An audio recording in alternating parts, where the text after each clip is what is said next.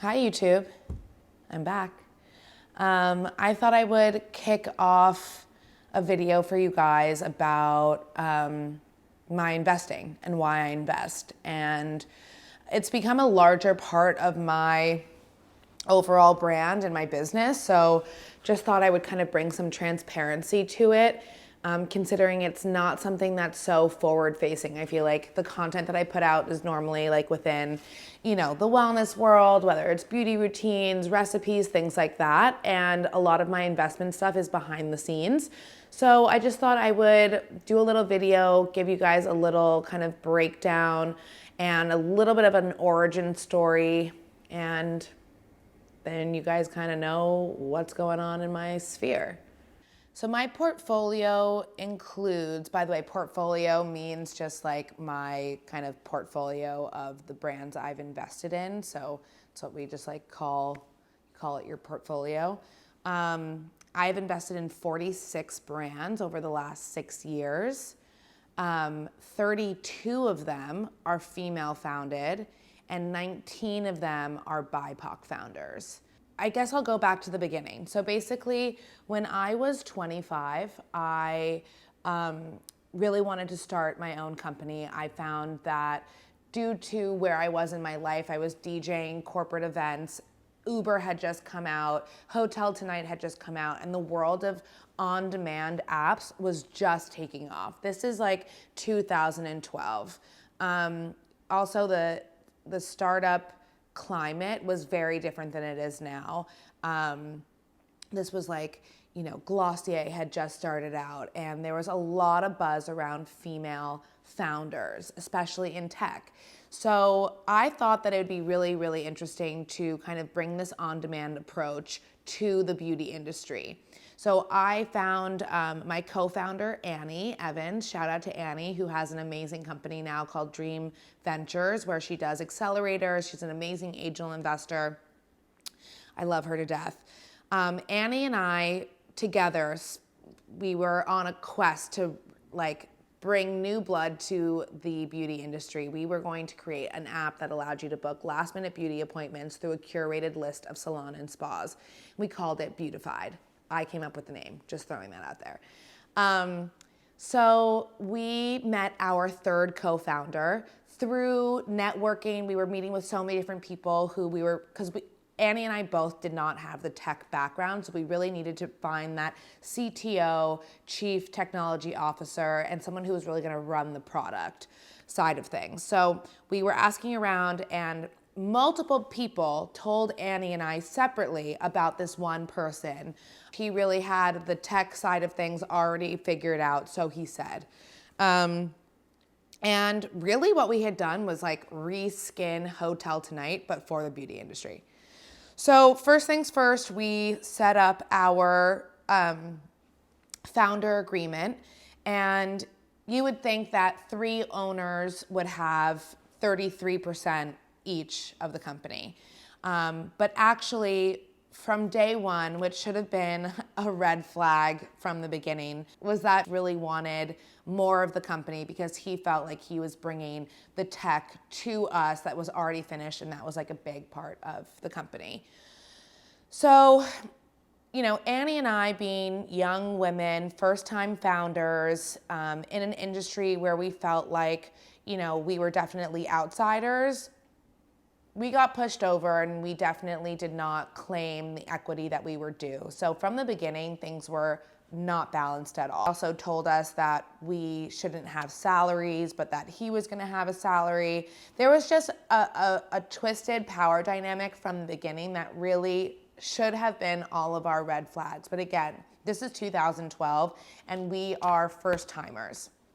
So anyway, we decide to move forward. I come up with the name Beautified. We find this incredible designer. She makes this beautiful app for us. And Annie, who was head of kind of sales, starts hitting the pavement, going from salon to salon and getting salons to sign up for our app because we had built this proprietary software. So at the time, everyone was kind of using MindBody to do their online bookings. But we really wanted to help these salon owners fill their appointments, right? So there was obviously unsold inventory and we were helping them sell that. And this, by the way, is before the beauty industry went in home, right? With Glam Squad and Glam Squad's really the only one that kind of prevailed, but there was something called Priv, there was something called Van Set. They were all in your home where we were really going after in the salon. There was one company called Style Seat, which I don't even know what happened to that company. But again, we were the first kind of on-demand app within the beauty industry, which I can go back to. It's not always the best thing to be first to market, just keeping that in mind. Okay, so after we basically get approved by the App Store, and we are so excited, we are live in New York. I think we launched with 65 salons, and we were offering services that ranged from manicures, pedicures, haircuts, blowouts, facials, massages, and then we would eventually also launch fitness. It was time for us to scale the business, move into other cities, and raise venture capital. So I have a lot of connections within business. I grew up, privileged and from a business family, so leaned on my connections to kind of help us get into the doors of these, potential venture capital funds. So Annie and I took over the fundraising process, again, leaning on my connections and Annie's connections as well. Annie really brought in a large portion of the friends and family aspect to the round, and I was able to close the deal on the venture side of things. We ended up raising $1.3 million from NEA, which is a very reputable venture fund, and they actually went on to be Goop's first investor.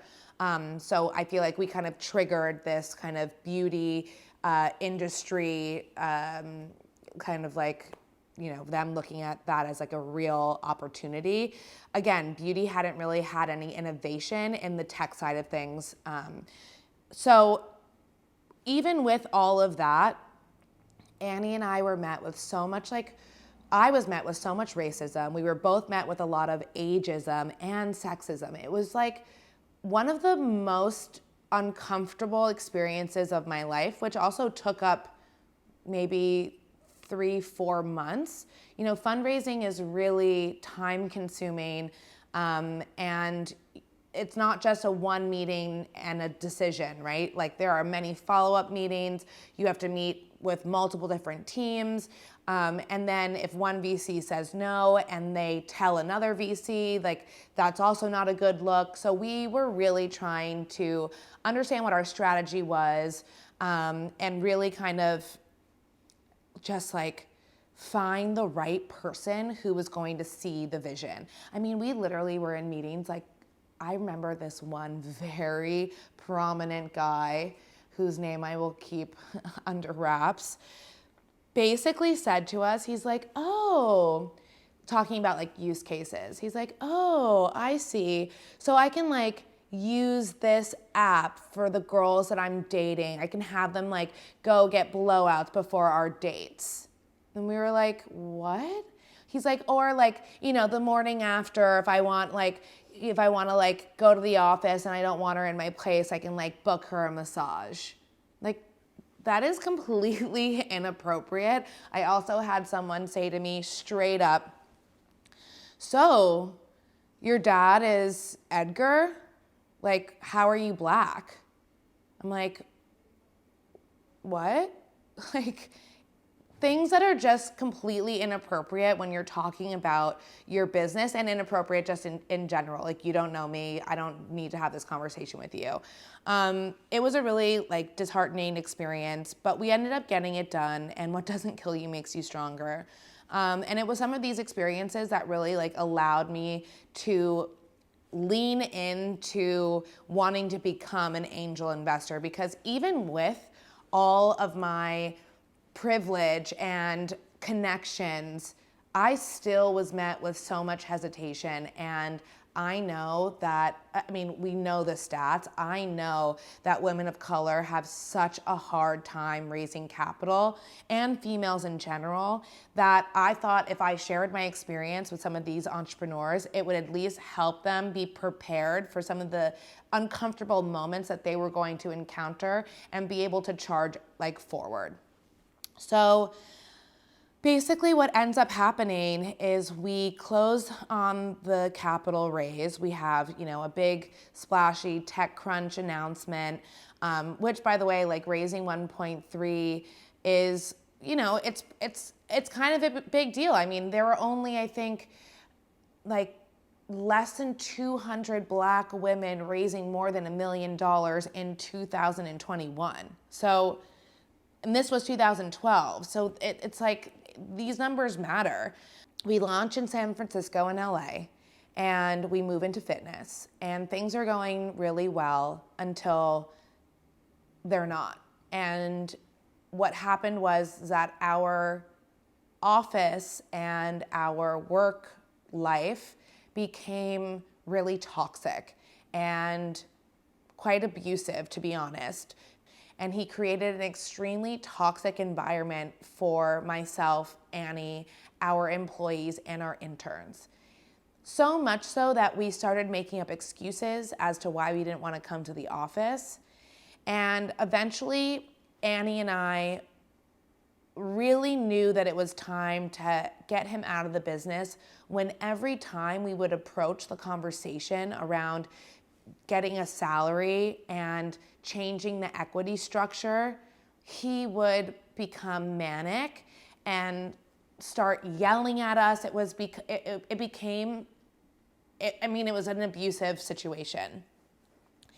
And so we knew we needed a change, and that the only way forward was going to be without him. We were honestly scared of him at this point. We felt like walking on eggshells. We weren't sure how he was going to react if we mentioned something. It was bad. So we basically held a meeting with all of our investors, and we told them about our situation. And some of them were really not surprised. And actually, it was crazy because lots of our investors said to us that they felt that energy from the beginning, and that the only reason why they really gave us the money is because they believed in Annie and I as founders, which I will also add is a big point for angel investing. You really are investing in the founder as an operator, and betting on them not more than what the company is or what their business model is, but really, do you think that person's going to be able to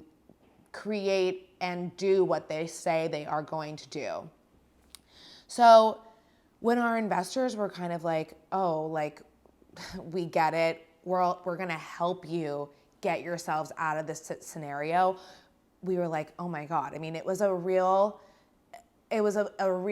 vote of like, okay, we're not crazy. We have been in this abusive scenario, and we're being validated by the people who gave us their cash, right?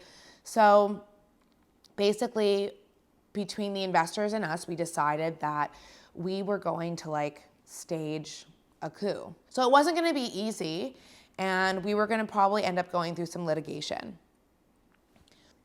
I kid you not, 2 hours before we were going to serve him, he served us. He got wind of the whole thing through one of our tech guys who was on his team. And I'll never forget, I got a knock on my door. This was the day before Thanksgiving, and 2014, I believe. And I read it, and I just was in complete disbelief. I tried logging into my email. I was completely shut out. I had no access to the back end, and Annie, same thing. We did not know what to do. I mean, I can't even describe the disbelief. I mean, it's like when you get broken up with and you go into complete shock. There's obviously many stages. In that moment, I was in complete shock and denial. Then like the sadness really set in. I did a typical New York City moment. I found myself at a bar, drinking, crying, telling the bartender like everything that had happened, the poor guy. I mean, it was Thanksgiving. And it was just a nightmare. And what ended up happening over the next 6 months was really hard. I had to call every single investor, tell them what had happened, and make a plan on how we were either going to get the company back or take him to court. And what ended up happening was that we went to arbitration, and I spent a lot of money that I didn't necessarily even have access to. I had to like really scrounge up the capital to even pay for those like lawyer fees. I ended up having to also like tell my lawyer that I would like write a recommendation for his daughter to the school I went to. By the way, I got kicked out of that school, so I don't even know how big that recommendation would have gone. But I was like trying to leverage every part of my like upbringing and connections to be able to help facilitate paying for this arbitration, which, by the way, did nothing because this guy basically hired an ambulance chaser of a lawyer, meaning that they just had us moving in circles. And eventually, finally, our biggest investor, NEA, had just put in capital to Glam Squad, which is, I'm sure everyone knows what it is. It's an at-home beauty app. And at the time, he said, I have an idea. I've invested in Glam Squad. Why don't we have the CEO and you talk? But essentially, why doesn't Glam Squad acquire Beautified's technology and absorb Beautified? And then you and Annie go and work at Glam Squad for a year and a half, whatever you guys work out. And it'll be like a soft landing for Beautified. We can put out a press release that you guys had an acquisition. Like we were getting like being thrown a life vest on a sinking ship. He at first was like, okay, into it.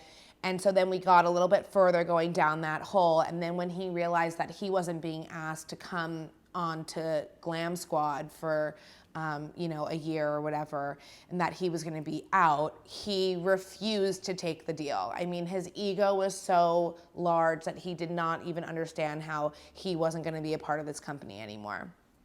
So that ended up not happening, and we lost everyone's money, and Beautified was done. That was probably like, after that happened, that was probably like the hardest 6 months I've ever gone through. I felt like just like such a failure. How was I gonna pick myself up? I had like done all this press. I was like the face of the company. And it's like, we had met so many people in the industry, and like, how do you pick up your reputation after that? So, I mean, luckily, like I said, we really leaned on all of our investors, all of our angel investors, and people did sympathize with us being in the toxic scenario we were in. So that like was at least like some sort of shining light.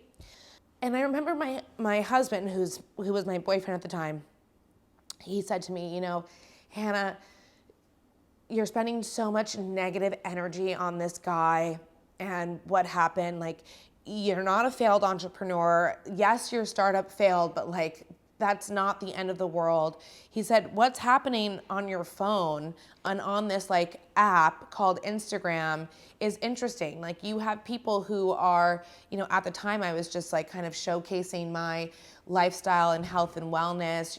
I was really kind of on my health journey, DJing and kind of using this platform just to like, I don't know, post photos of like my life. And he said, there's a big community that I feel like is resonating with all the content you're putting out. Why don't you focus your energy there and see what comes of it? He's like, he's like, it pains me to see you like this. You have so much amazing potential. Like, the next thing will come to you. And he also said that the best revenge I would have on this guy is for my face to be everywhere, so much so that he would not be able to escape me. And that like slight POV shift was kind of all I needed for that inner Scorpio in me to be like ignited and feel like reinvigorated to like do the damn thing. Start fresh, you know, focus my energy here, see what's working. And that's kind of when this whole hashtag HBFit and like my healthy lifestyle stuff like started to like kind of pop off. And I just started leaning into that. Fast forward, I'm the face of Adidas, and I have a pretty robust social following. This is now like 2017, 18. So 3-4 years later. I am really kind of in the wellness scene. And by the way, all of the salon owners and operators that we had met through our days at Beautified were still our champions. And, you know, it was just, it almost solidified the fact that we had really strong relationships within the health and wellness sphere. And brands were still like, and salons were still open to working with me. So I maintained a really good relationship with all these people. And with that type of work comes all of like the products of everything. And I'm a huge product girl, and I just started becoming like obsessed with finding things that people didn't know about. I wanted to be first on the trends. I had already been like, you know, discovering all these new like kind of I was always like kind of doing these weird wellness things that people weren't hearing about, whether it was lymphatic drainage or eating right for your blood type. Like I was just doing all of that and showcasing all of that. And so I started like finding these brands online, and I would reach out to them and I would say, hey, would love to try your product, meet your founder. And I would just start having these conversations with different types of entrepreneurs within like the health and wellness sphere. And I just kind of became obsessed with knowing what was going on and being kind of on the inside within the founder circle.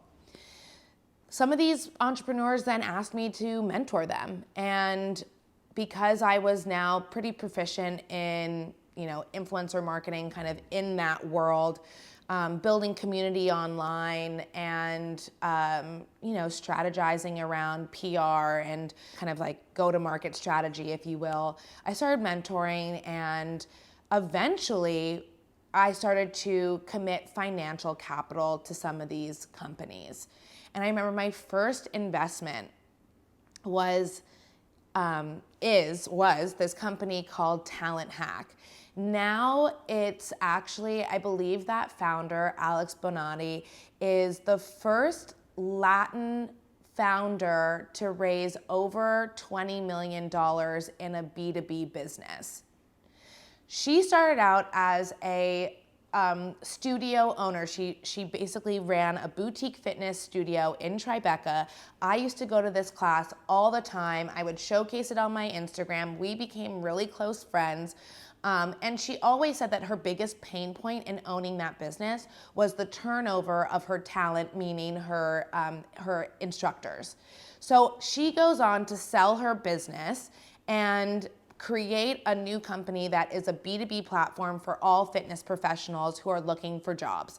And it was really hard for boutique fitness instructors to find placement. And this was basically like the LinkedIn of the fitness world. And that was my first investment, was Talent Hack. And from there, it just kind of got me so excited about technology, CPG brands, hardware, always with wellness at my North Star. And Alex being a Latinx female, I mostly was looking at female companies. I remember and a lot of them started out as me being just fans of the brand. And yeah, I feel like for me, over the years, it's evolved from me being a financial angel investor to really focusing on the social capital of it all. for me, that what does social capital mean? That means the networking, the connections, being able to introduce entrepreneurs to big operators in different industries and pairing them up with people who can really help them scale and grow their business, whether it's distribution or marketing, technology, whatever it is. I've been able to create a very vast network, and that to me is more valuable than just a check. And why is that? It's because in order to actually thrive as a company, it's not just getting the capital, it's what you do with that capital and how you do it. And it's really hard to find the right talent to help your team really grow. And I'll never forget, like, when I was going through hell with the Beautified situation, I ended up connecting with Andy Dunn, who was the founder of Bonobos. He had gone through a similar founder fallout, and he really helped me through that scenario. And having that lifeline of another founder who had been through it, I can't tell you how important that was. And there are many founders in my portfolio who have had similar situations that I have been their lifeline in that scenario. So just even that has been so rewarding to be able to give back through my experiences with some of my entrepreneurs.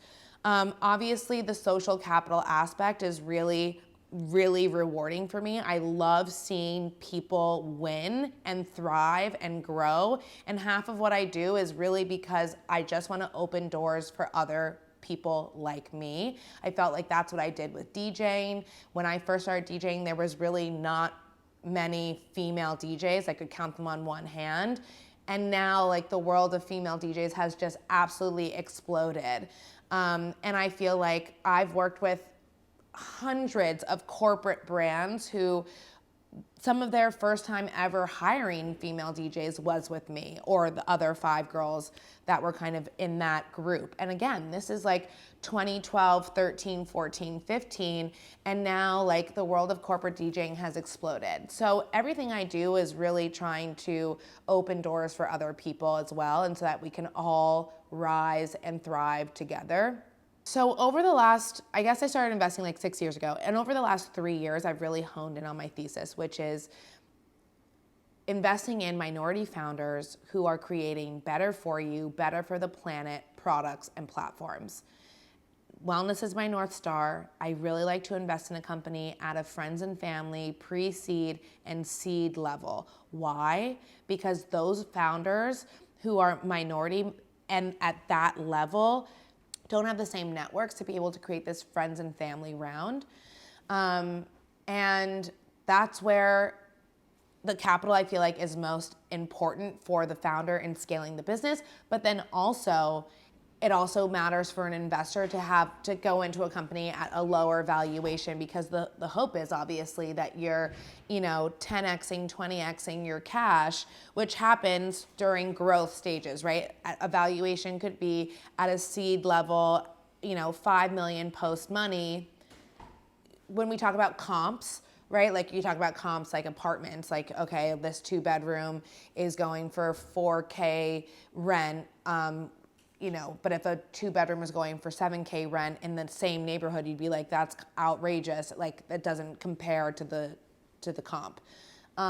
So a lot of these companies are valued lower at that more of like inception phase. Obviously, you kind of still have to have proof of concept, product market fit, and maybe you don't have your whole team together, right? You get further funding to kind of build out that team, because these positions cost money, right? Unless you're doing things for sweat equity, and bootstrapping your company, which a lot of people do, but it's hard. It's hard to bootstrap your company with your own cash. I mean, we at Beautified, we each put in 10K. And that was the other thing. We each put in 10K, meaning we should have had the same amount of equity because we were all putting in the same amount of cash.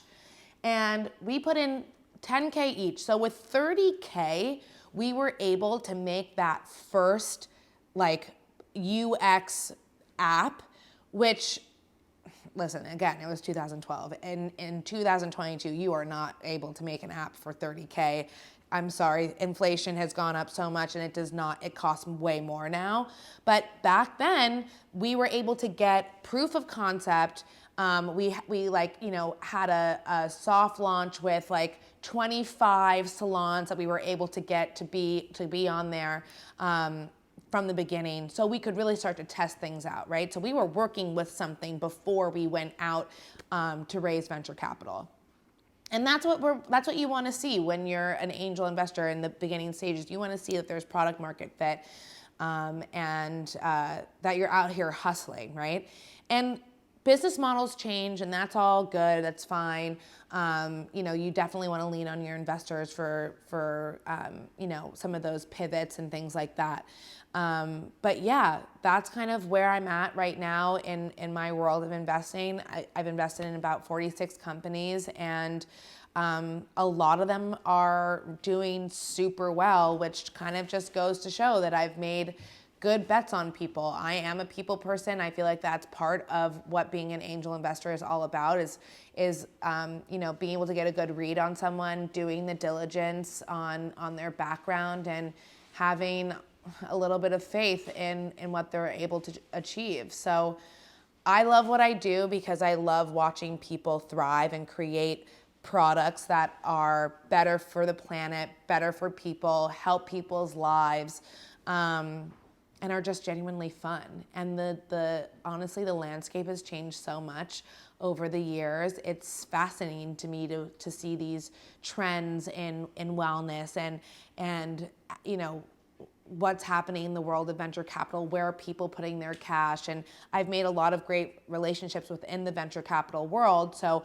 a lot of what I do for my founders is really help them go from that pre-seed level to their Series A and beyond.